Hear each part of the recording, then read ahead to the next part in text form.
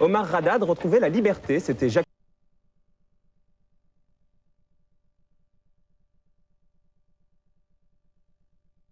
que vous avez de notre ministre de l'Intérieur. Et la réponse est oui, on va la voir tout à l'heure. Et puis il y a un an, après 7 ans de prison pour un meurtre qu'il a toujours nié, Omar Haddad retrouvait la liberté. C'était Jacques Chirac qui l'avait gracié pendant l'été. Et bien un an après, nous verrons à quoi ressemble la vie d'Omar Haddad aujourd'hui, libre mais toujours coupable aux yeux de la justice. Voilà, ça ce sont les sujets qu'on développera, Laurent et moi, jusqu'à 13h30, jusqu'à nos camarades Pêcheux et Casa dans cette émission. Mais il y avait plein d'autres choses dans l'actualité de cette première semaine de septembre 98. Il faut que je me rappelle un peu comment on dit, mais les vacances ont été un peu longues. Comme nous le rappelle Pascal Clark. Pascal Clark, on l'embrasse.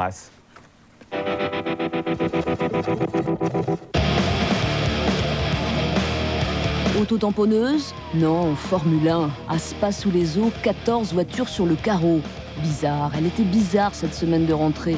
Comme du surnaturel à tous les étages. Un coup à faire douter Paco Rabanne. Sur les rives du Yangtze, mer chinoise déchaînée. Contre la boue, tentative de digue. Le Bangladesh, trop liquide également. Mer maudite au large du Canada, 229 morts, dont 46 Français, dans le crash d'un avion de la Swissair entre New York et Genève. À bord, un homme, Jonathan Mann, figure américaine de la lutte contre le sida. Le tennisman Mark Rosten n'avait pas embarqué au dernier moment. Sometimes I'm complaining about my life, but then I realized last night that life is great and I should maybe try to enjoy a little bit more. Fatalité de la mort en Algérie, une bombe fauche 17 vies sur le marché de Bubblewed à Alger. Bill Clinton, en bas de la passerelle, du vide. À Moscou, la Douma refuse d'investir Viktor Tchernomyrdin au poste de Premier ministre. C'est peut-être pour ça que Yeltsin tente de gagner du temps. Je dois dire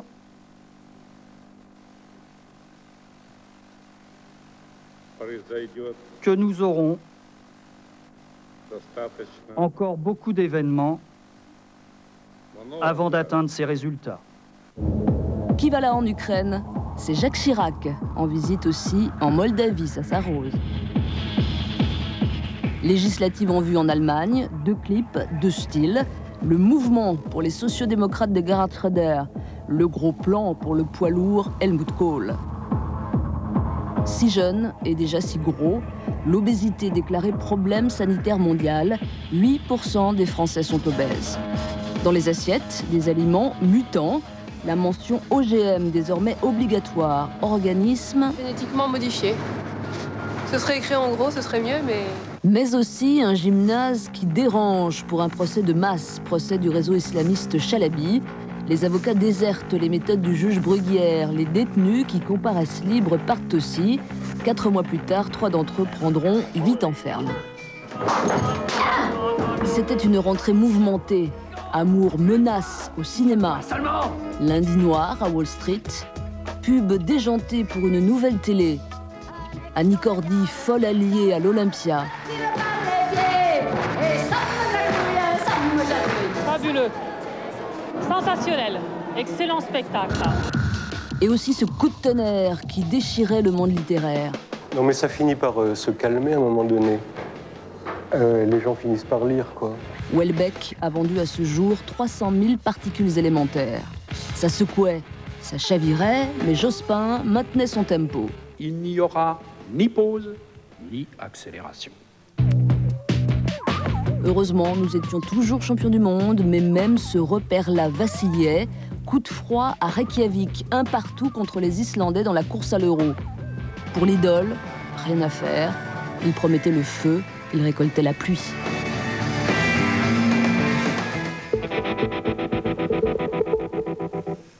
Alors Laurent, c'est maintenant qu'on va voir si on a bien fait de te faire venir. Vous faites bien de dire ça, Marco, parce qu'il y a un an, justement, Guillaume Durand pensait, lui, déjà à l'après-Canal. C'était en tout cas un titre du Parisien. C'est ce qui s'appelle être extra-lucide. Hein. C'est un peu visionnaire. Oui, même Paco Rabanne n'aurait pas fait mieux.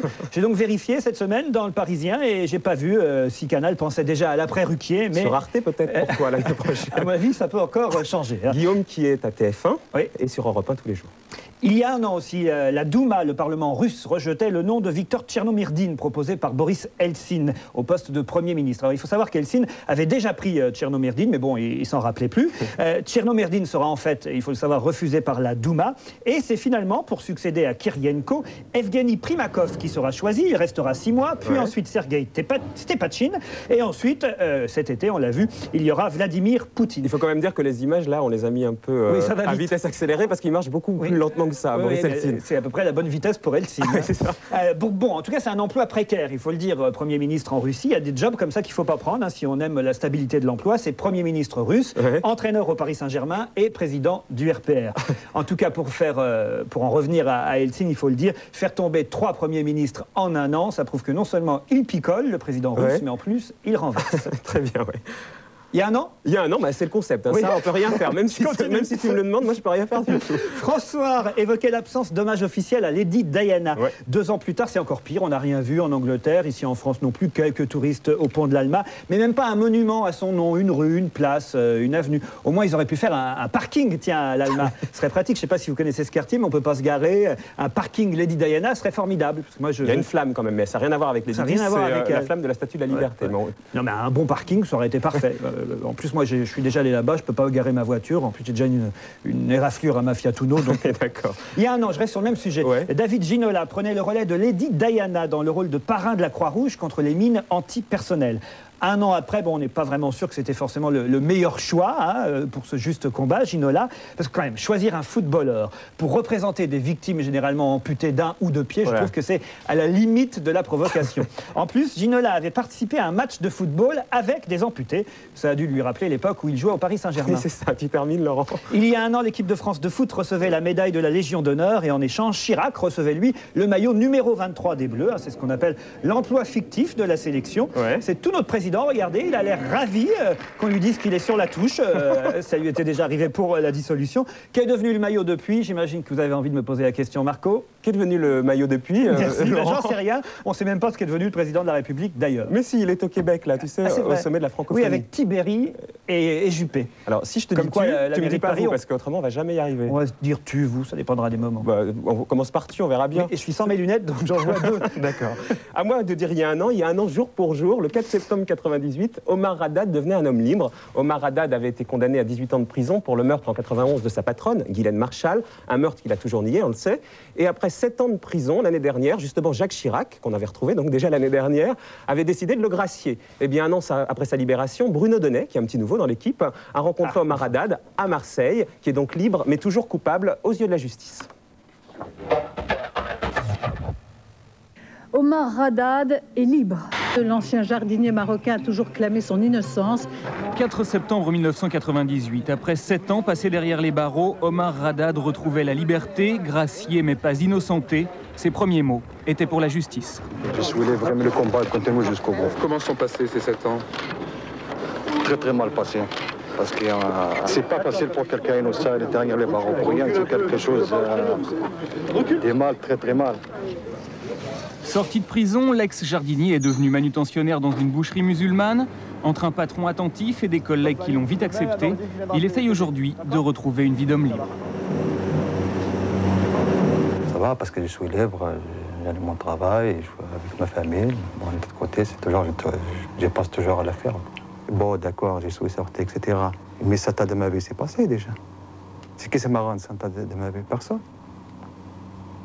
Personne. Ça y est, c'est fait, c'est fait. Et c'est ça, aujourd'hui, moi, je ne demande pas la justice parce que le président, ça y est. Mais qu'est-ce que je demande à la justice? C'est la vérité. C'est une idée fixe, vraiment. C'est incontournable pour lui. Si c'est ce qu'il veut. Vous dites votre projet l'année prochaine ou dans les années à venir, il me dit d'abord mon procès de révision de mon procès. J'entre par exemple chez moi d'ici à Marseille, je parle au train, déjà, il vient sur moi et bon, il m'embrasse, il me pose des questions, il voulait la faire, etc. Ben, c'est ça fait presque on parle tous les jours. Et vous en avez marre de ça? Franchement, oui. Franchement, oui, mais j'ai pas le choix. Si Omar Haddad peut croire en la révision de son procès, c'est en partie grâce à cet homme. Mandaté par Jacques Vergès, le détective privé Roger-Marc Moreau a réalisé au cours de cette année une enquête qui l'a conduit jusqu'en Tunisie, où il a pu recueillir un témoignage capital. C'était qui a répondu qui est là? qui est là. Qui est là, de deux. Elle a répondu comment? Par l'interphone ou de vive voix? De vive voix, de vive voix.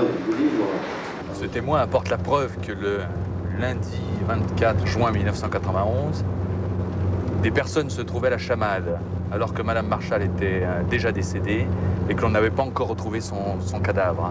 Ça veut dire qu'aujourd'hui, un an après la libération d'Omar Haddad, vous avez des éléments qui le disculpent et d'autres qui accusent quelqu'un d'autre?